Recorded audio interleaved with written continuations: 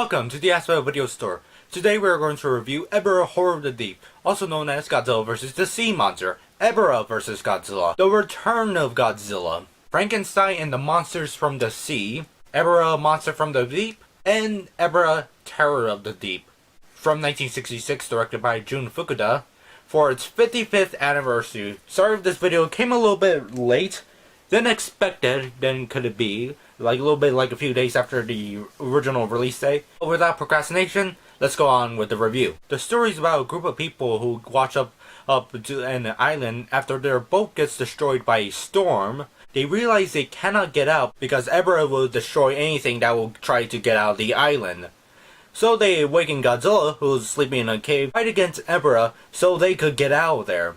That's the plot of the film itself. The movie is really good. I did like the story and characters and also the comedy parts of the film. The soundtrack is done by Masaru Sato, and it's really well done, I would say. This is his second Godzilla film. His first one was Godzilla Raids Again, because most of them was done by Jun Fukuda, but this one is his second one.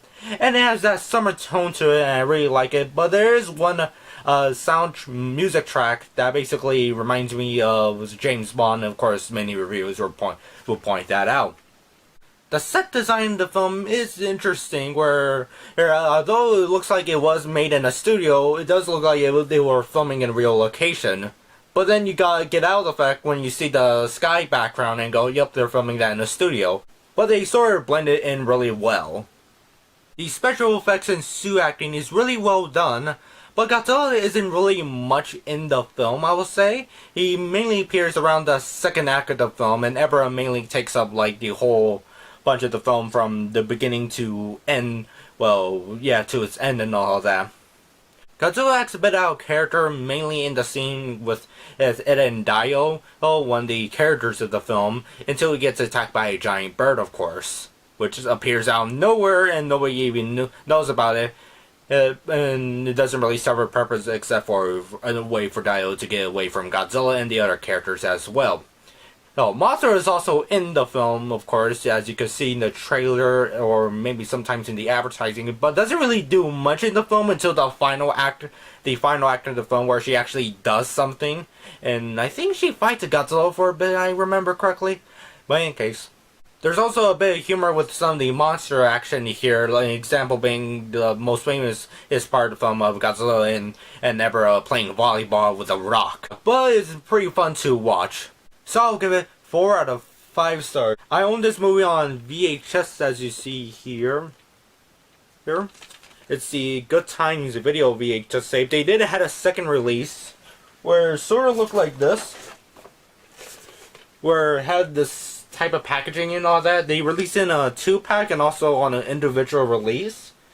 I also have the Criterion Blu-Ray set.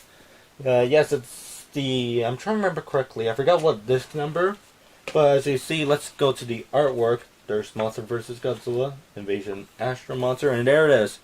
Ebirah Horror of the Deep, that's the Japanese title. In the US, when it came out in 1969, it was originally known as, it was retitled to Godzilla vs. the Sea Monster, and it was released to TV and not theatrical. This will be the first time when Godzilla is actually released through television and not in, in theaters when it came out in the US and all that. And it had some minor edits, and it was dubbed by Titan Productions, who also done several of the Godzilla films, and it was also known as Titra Productions for a while. That English dub is on all the VHS tapes, like this one here.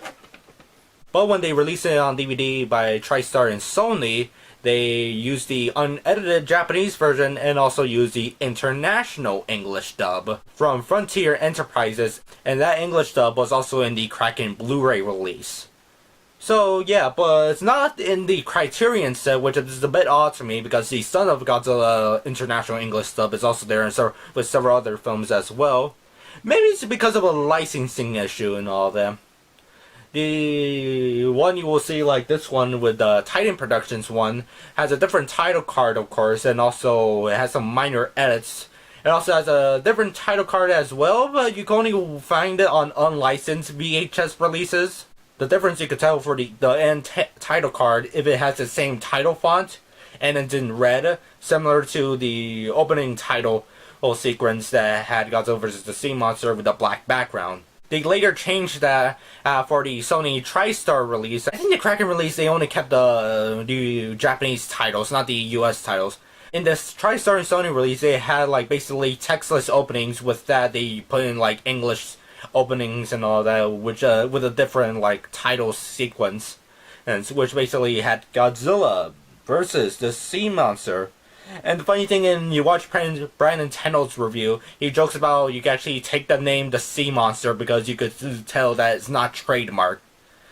I should make a movie with just called The Sea Monster and just have like a red giant crab or lobster. But completely different from Ebirah, of course. The Sea Monster versus Giant Octopus. Yeah, that could work. I never owned the Kranken Blu-ray release or DVD, but I did saw a video on YouTube that actually compares both the Criterion Blu-ray and the Kranken Blu-ray. The Kranken Blu-ray, from what I know, is it's slightly zoomed in and it's a bit more blue, but I like the color correction in the Criterion Blu-ray, and also many people say that it has a better English translation because the subtitles in the Kranken release were from the English dub, but not from, translated from the Japanese version.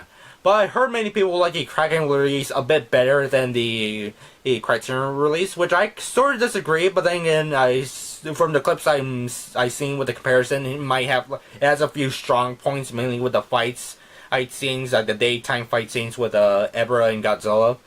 Okay, so I'll leave a link to that video in the description for you to decide which one would you rather like. Overall, it's a pretty good film. I suggest you get the Criterion Blu-ray release, the Shore Error set. I'm not sure if you're willing to pay over $100, but I got this as a Christmas present. No, as a birthday present, of course. And yeah, it has all 15 Godzilla films on Blu-ray with HD transfers. Well, of course, provided by Toho. I'm not sure if Godzilla vs. Sea Monster will ever get like a 4K remaster, maybe like a few years down the line, because several of the Godzilla films from the Showa and also the Heisei era, such as Godzilla vs. Biollante, has gotten 4K remasters by Toho, and recently enough, Mothra was recently remastered in the 4K as well. But in any case, so that's all the review. Have a nice day, and later on, come back to our video store.